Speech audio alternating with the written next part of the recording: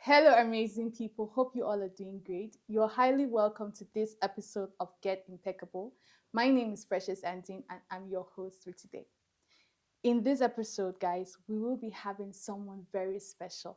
He has long years of expertise with empowering young minds, driving change, and helping young people navigate the challenges of the life. His name is Mr. Patrick Obel, the Senior Counselor at USIE Africa. It was so nice to have you here, sir. Thank you. Okay, so guys, this episode promises to be truly enriching, insightful. Stay with me.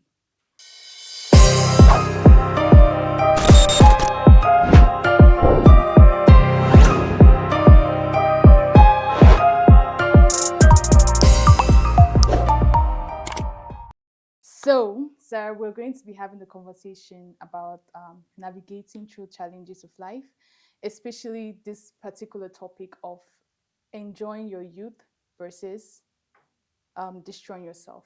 So young people always have this misconception about, I'm enjoying my youth, and actually they're destroying themselves.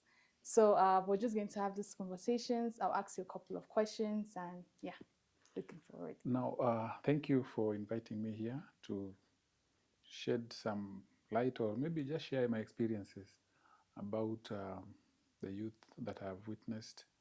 Of course, I was young many years ago, but now I'm dealing with many young people as my day to day work. And now, one thing I can distinguish between enjoyment and distraction is you see, when you do something that makes you happy, something that is productive, something that you don't have to regret about, Yeah. then that is good enjoyment.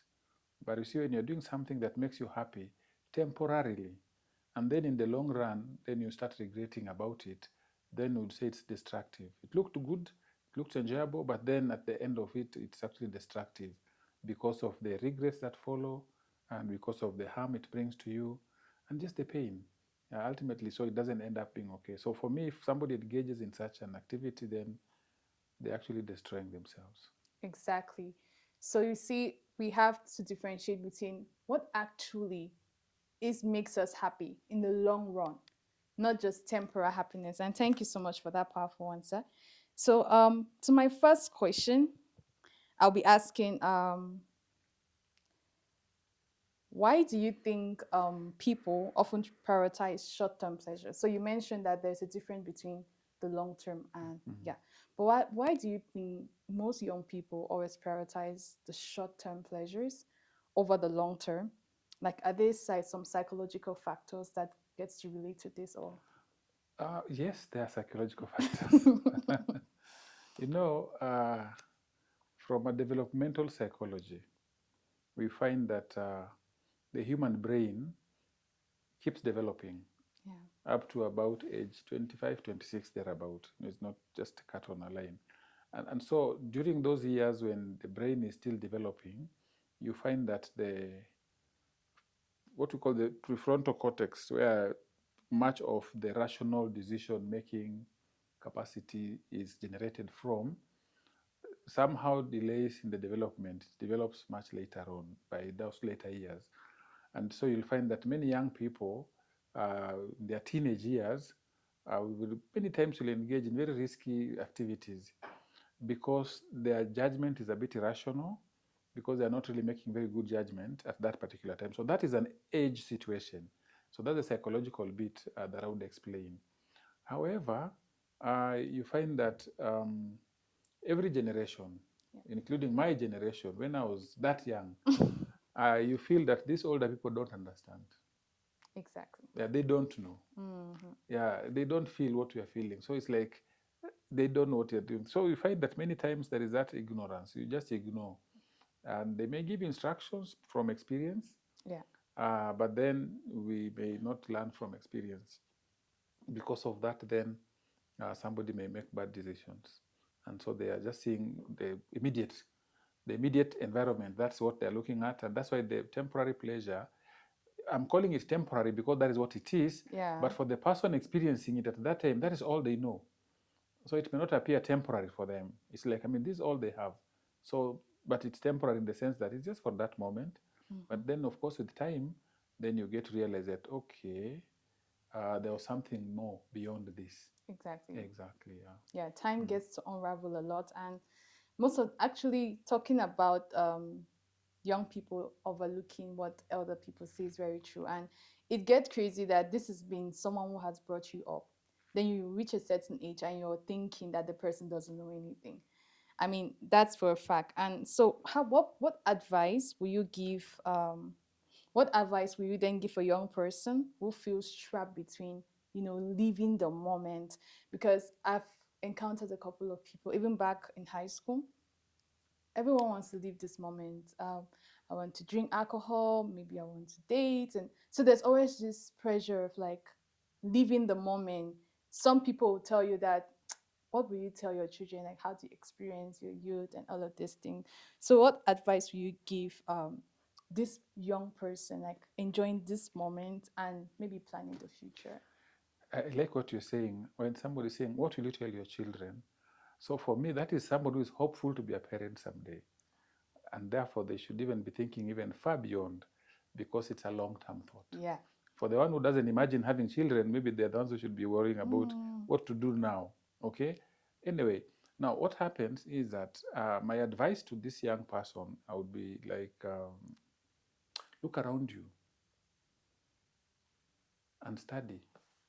See people around you, yeah. how they have been. Okay? Even the people that you admire, that seem to be successful, that you'd want to take as a role model, find out how they've lived their lives. Yeah. Because that is where you get your lessons from. It can't be out of your own experience. You see, people say that people learn from experience, but it doesn't Exactly. have to be your own experience.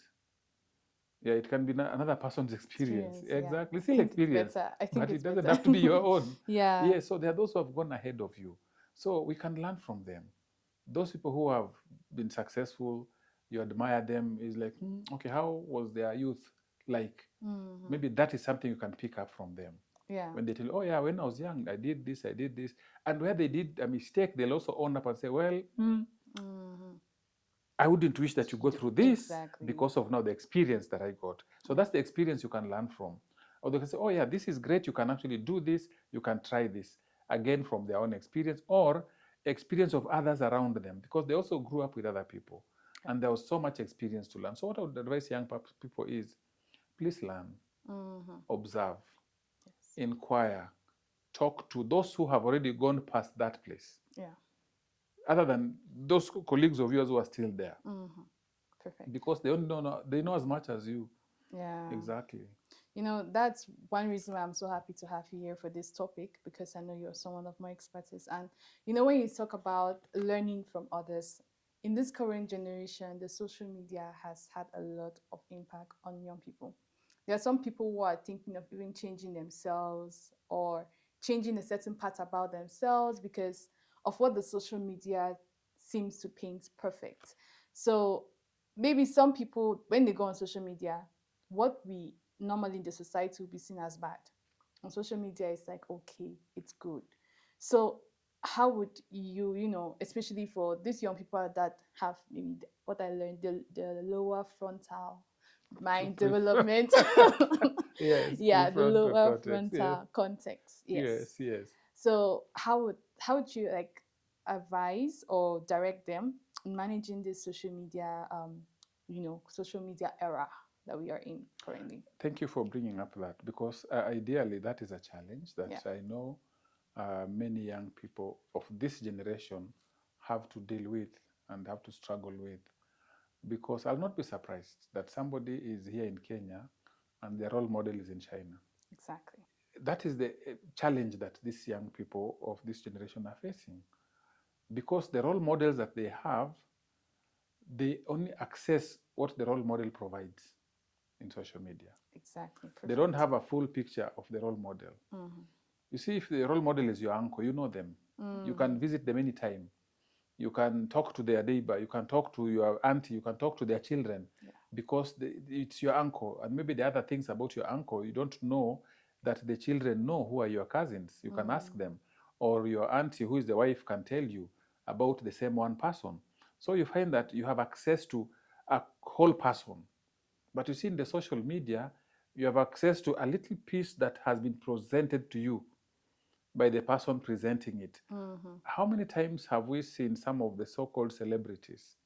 We call them influencers, opinion shapers. Now, how many times have we had some of them crumpling down in some situation and you're like, have you heard? Did you know? Because now that has come to the light. But what we knew was that little bit that The we were little receiving. bit, yeah. But now there is this other part, which now we are wondering, oh, wow. But you see, we didn't know this was also part of their lives Exactly. because they are very far from us. So, what I would advise really is, can we identify role models that are near us? Yeah. People we can access, Yeah. people we can ask questions, people we can be able to go to and engage. Now, that way, and I don't imagine that they are short, we have them. Anywhere we are, we have those role models. So it can't only be that role models are across the ocean. We have them where we can access them. Of course, for me, when I'm looking for people who could be my mentor or role model, I look for people who I think align with my vision or who can help me grow. But most of the time, if I'm talking to most people, they always think of like, who's your role model? They always want to think about someone so famous, and they hardly think about what are about the people beside. Even your mom, your dad, they could be your role models too. So, and that goes now with us saying, now, how do we strike the balance, right? So, how do you think young people should be able to strike the balance between enjoying their youth right now and the work in the future? What is ahead? Now, So, you've just used a word, align with my vision. Now, that's a good word. I believe that every individual, as we grow, as time goes by, we desire certain things. yeah. We wish to be certain things. Now, that may be how it's creating a vision for ourselves because I want to become this, I would want to accomplish this, I would want to achieve this. And so that starts shaping what you'd really want out of life. Exactly. So that should guide us, okay? Because when somebody is aimless, they don't know what they want to become, then that is already a problem right there, okay? But somebody who already knows what they want to become, they may not fully understand what it is, but somehow they have an idea, then that starts driving them. It starts giving them focus. Yeah. Also, now you talked about mentors. You start identifying which mentors would help me to get to this. You can be able to tell who can actually show me, who can tell me. You know, the people can speak to you or speak into your life, and you're like, I can listen to so and so Exactly. because of whatever they have achieved or because of what they stand for. They possibly stand for what you stand for. The question of values definitely comes in. What values guide you? Because when you have trouble with values that guide you, then that's your trouble becomes. Because there are people who already know, this is what I want. I'm a visionary person. I am somebody who wants to make impact in society. I'm somebody who wants to respect people around me. I'm somebody who, and you know, you talk about respect. Sometimes we only think of today, but think of the future, the people you're going to engage and interact with. How you present yourself to them, is it respectful? What package are you going to give to the people out there? Yeah. Because if you're going to give them a warped thing, then you're disrespecting whatever they're looking out for. Exactly. So for me, it's your vision. What you want to become will guide you as to what resources do you need. And resources here may include people, it may include activities you need to engage in, because there are certain things that you do and they will affect that. You see, for example, people who take drugs. Now, you see, drugs are very, very subtle. They may look really nice, but when you start using certain drugs, when you're younger, again, remember I talked about development. When you're younger, then the impact and the effect in you is much worse, and chances of addiction are much higher when somebody starts using drugs when they're younger than when they are much maturer or they're older. And I'm not saying people should take drugs because they are harmful. However, if you have to, when you start when you're younger, then your chances of addiction are higher because already this becomes part of your system. You know, our body is a bunch of chemicals. And so when you take another chemical, you don't know how it reacts. And it may start forming certain patterns in your system. Exactly. And that's where people start developing tolerance, and then they start taking higher levels or more quantities or more frequently, whatever it is that they're consuming, because their body is adjusting to that. You see, our body is very adaptable. You see, it will adjust to what you are presenting to it. You start presenting to it certain things, it will struggle initially, and then it's like a conversation saying, okay, you know, we can't win this battle, so what do we do? Let's join in. Yeah. And so your body joins you, and then it puts you in trouble in the future now. When you now need that body to serve you, it cannot serve you as well Exactly. because it has already been You messed. know, last semester I encountered this guy and he was always drinking. So he was like, let's finish this. In fact, he was always in a hurry for us to finish our group assignments because he said, I have to go drink, or this Thursday I'm going for drinking. So for me, when someone always tells me that, I won't. Okay, people always say mind your business, but at that point, I hardly really mind my business. So I just told him that like, it's drinking that important for you. He was like, yes, it's everything, it's life. And for me, when I heard that this boy is just 20 years, I'm like, what? Yeah, he was like, it's very important. You know, it gives the energy. So I just told him that okay, I'm not telling you what to do, but I think you should reduce your alcohol rate because this thing will really affect you. Even the way you're talking about alcohol, like it's really weird. And thinking about if you're to form, I asked him, are you going to get married? Say yes. Okay, if you're to form a family in the future, and will you think your family will tolerate you? Because he also said, I was drunk yesterday. You coming back home drunk. All these things, do you think it's really going to build a better family for you? So he was just like, well, he just reflected. So the following week, he came to me. I was like, he didn't drink this week. And he was like, I didn't drink this week and I'm planning not to drink to the end of this year. I was like, wow, what happened? See, like what I told him really touched him a lot. And especially when he thought about the future part and all of this. And I was like really happy. And, you know, thinking about the way he was really addicted. At that age, if he would continue, it will be something that just become part of his system, difficult to, maintain, as you said. And you see, because of bringing the future in the conversation, Yes, it affected how he lives now. exactly. It changed exactly everything about him. Yeah. Not that alcohol was not there anymore, but he decided, you see, where I'm going, this will not get me there. Exactly. So the future is important. What you think about what you want to become and what you want to do actually determines how you behave today. So I think we all out there, we should think about the future. It's not about now only. I mean, except you just want to die now. But the future is very important. Everything we do now shapes what's ahead, not just, in fact, everything we're doing at this moment speaks a lot into what is going to happen in the future. So if you're going, it's been a very insightful discussion, enriching, and I've learned a lot, guys, and I believe you all there have learned a lot too. So if you're to give your one last recommendation, not necessarily relating to the topic, but maybe a message from a wise person like you, of course. So with so much expertise and experience, what will it be to these people? A key takeaway that will transform everyone watching. Pay attention, everyone. Now, what I would say to anybody watching is that you are not an accident. You have come into existence because there is a purpose for you to fulfill.